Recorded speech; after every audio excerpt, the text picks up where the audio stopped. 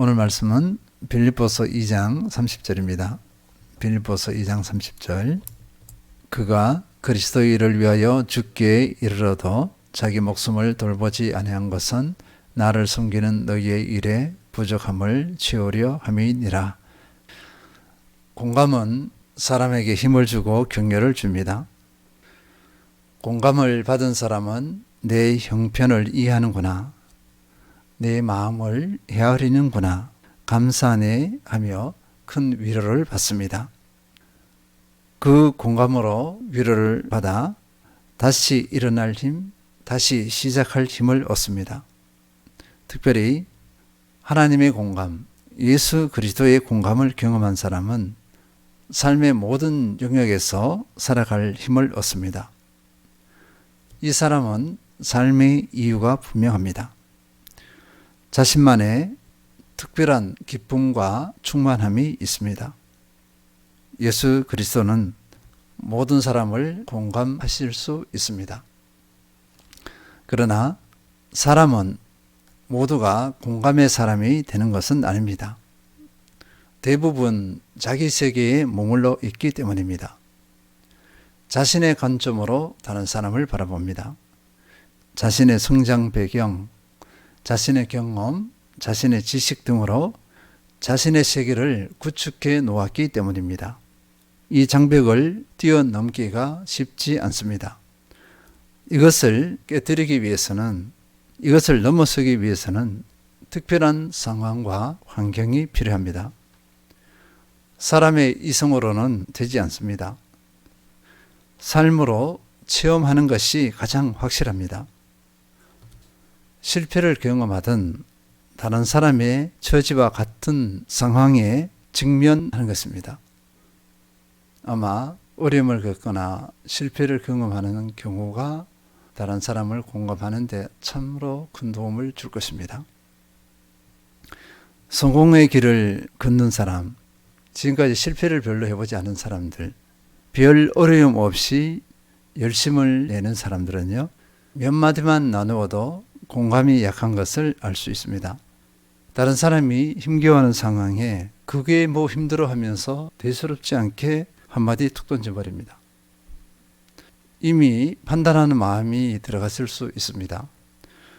어려움을 겪고 있는 사람은요, 이 한마디의 말을 듣고는 거의 실족합니다. 마음에 큰 상처를 받습니다. 공감할 줄 모르는 사람과는 상종하고 싶지 않다는 내면의 외침이 들립니다. 얼마 있지 않아서 관계가 단절됩니다. 공감이 없는 사람을 멀리하게 됩니다. 그리고 그 사람의 상처는 점점 더 커집니다. 그렇기 때문에 공감은 영성과 직결되어 있습니다. 열심과 열정 자체로는 영성이 증명되지 않습니다. 영성은 삶 가운데서 증명됩니다. 사람과의 관계, 이 관계 안에서 증명된다고 볼 수 있겠습니다. 그리고 이 영성은 하나님과의 관계, 수직 관계에서도 증명된다고 볼 수 있습니다. 또 자신의 장벽을 뛰어넘기 위해서는요, 또 다른 하나가 요구되는데, 다른 사람의 삶을 알아야 합니다.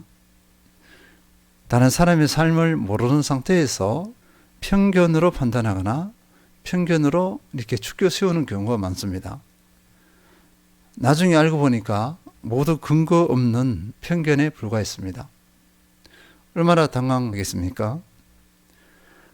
내가 사람을 확인하지 않고 그 사실을 확인하지 않고 판단해 버렸네, 또는 높여 버렸네 하면서 후회에 후회를 하게 됩니다.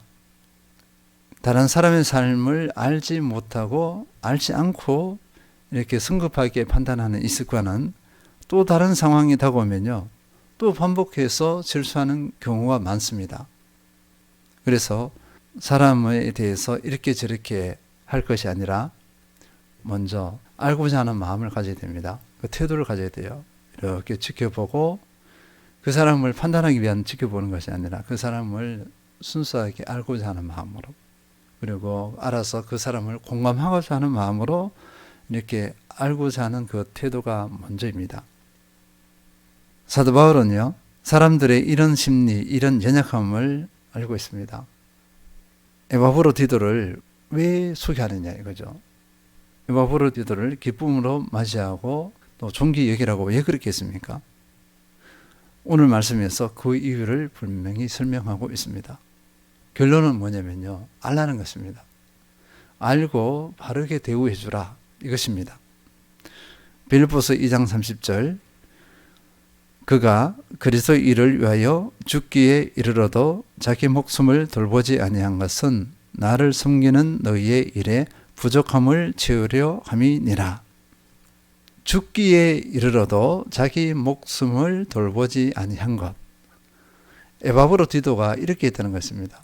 자, 에바브로디도가 이렇게 한 것을 누가 이렇게 평가한 거죠? 사도 바울입니다. 자기와 함께 했던 에바브로디도를 다 지켜봤어요. 에바브로디도의 일거수일투족을 다 지켜봤습니다. 그의 언행심사, 행실을 다 지켜봤어요. 에바브로디도를 누구보다도 잘 알고 있는 것이 사도 바울입니다. 그러니까 사도 바울의 평가는 정확하다고 볼 수 있고요. 객관적이라 볼 수 있겠습니다. 에바브로디도는 죽을 지경이 가서도 자기 목숨을 돌보지 않았다. 이렇게 분명하게 밝히고 있습니다. 이 태도는요, 빌립보서 2장 21절과는 정반대되는 태도입니다. 빌립보서 2장 21절, 그들이 다 자기 일을 구하고 그리스도 예수의 일을 구하지 아니하되. 우리는 이 말씀을 이미 다 나누었습니다. 살펴봤습니다. 일꾼이라 자처하지만 자신의 상황과 형편을 넘어서지 못했다는 것입니다. 이런저런 이유로 변명할 것입니다. 결국은 그리스도께 충성스럽지 못했다는 것입니다. 교회에 충성스럽지 못했다는 것입니다. 이런저런 변명으로 자신을 정당화할 수 없습니다. 그리고 이 충성스러움은요, 또는 충성스럽지 못하면 무엇으로 나타나느냐 하면 열매로 나타납니다. 충성스러운 한 사람을 통해서 교회가 어떻게 선한 열매를 맺었느냐 다 나타나요. 충성스럽지 못함으로 교회가 어떻게 열매 맺지 못하고 교회가 어려움을 겪게 되었느냐, 그것은 다 나타납니다. 디모데가 그랬듯이 에바브로디도도 자기 일을 구하지 않았습니다. 사도 바울과 함께 있는 상황과 환경이 어떠했는지는 성경 말씀에 나오지 않아요. 그러나 분명히 추측할 수 있는 것은 긴장의 연속이었다고 볼 수 있겠습니다. 지금 사도 바울이 어떤 상황이죠? 감옥 가운데 있습니다. 감옥 가운데 있는데 자칫하면 사형을 선고받을 수도 있어요. 그러니까 삶과 죽음을 넘나드는 그런 상황 가운데 있습니다. 거기에 누가 있죠? 에바브로디도가 같이 있습니다. 사도 바울을 돕고 있어요. 그러면 에바브로디도도 아마 핍박을 받지 않았을까 추측해 볼 수 있어요. 평안하게 유유자적하면서 그렇게 사도 바울과 함께 했다? 아닙니다. 사도 바울과 같은 삶을 산 거예요. 에바브로디도가 자기 목숨을 돌보지 않았다고 했습니다. 이 원어적으로 보면요, 전염병에 걸린 사람들을 간호하기 위해 생명을 내거는 사람, 이런 의미가 있습니다. 이 원어적인 의미에서 파생된 단어입니다. 자신의 목숨을 걸고 복음에 헌신했다, 이렇게 볼 수 있습니다. 자신의 안위를 생각하지 않고 복음에 전적으로 헌신했다, 이렇게 볼 수 있습니다. 그러면 에바브로디도가 무엇을 위해서 그렇게 했을까요?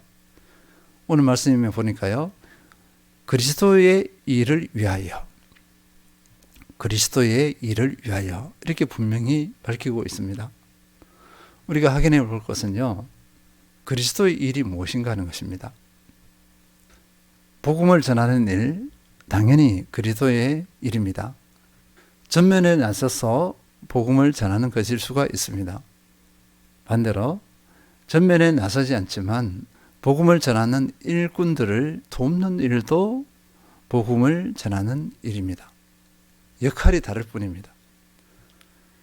상황에 따라서 다릅니다. 보십시오. 사도 바울이 감옥에 갇혀 있어요. 그런데 사도 바울을 돕는 사람이 없으면 사도 바울이 거기서 복음을 전할 수 있겠습니까? 어떻게 해결할 거예요? 사도 바울이 할 수 있는 것은 없습니다. 못합니다. 할 수가 없어요. 혼자서는. 돕는 일꾼들이 있어서 그것이 가능한 것입니다. 에바브로디도는 자신에게 맡겨진 일, 그리스도를 위하여 맡겨진 일에 목숨을 걸고 충성스럽게 헌신했습니다. 사도 바울은 전면에 나섰습니다. 근데 에바브로디도는 전면이 아닐 거예요.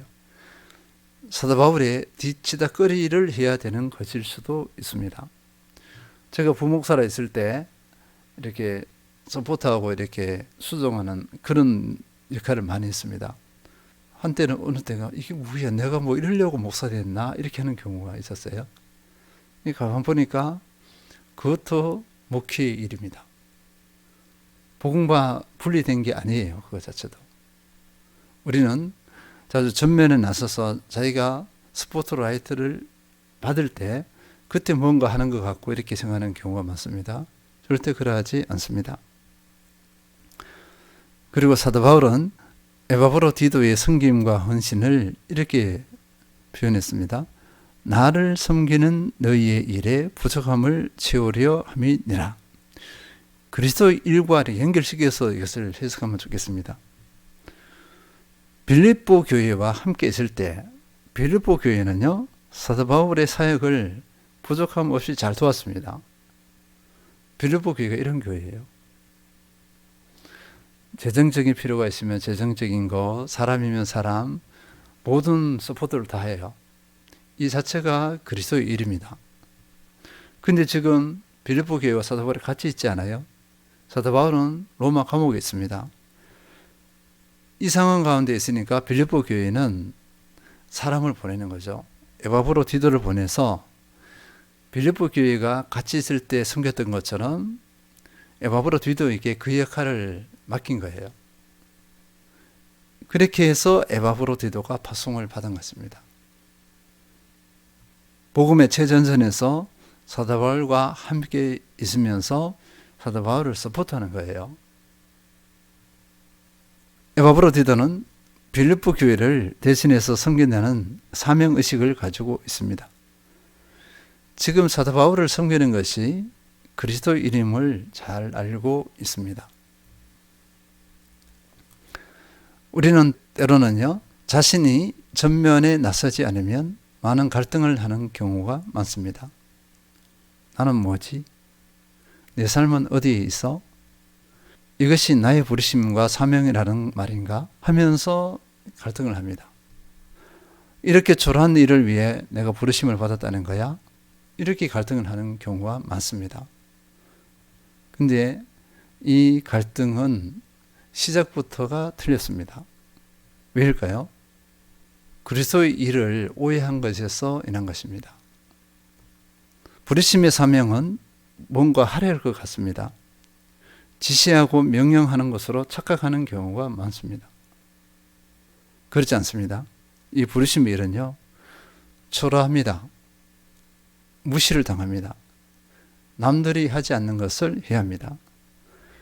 사람들이 싫어하는 구차한 일들을 해야 합니다. 제가 목사의 신분입니다. 목사의 신분인데 개척을 하고 나니까 무엇을 해야 되느냐 하는 일이 뭐냐니까 너무나 구차한 일들이 많아요. 때로는 화장실에 청소를 해야 되고요. 담배 꽁초를 주워야 됩니다.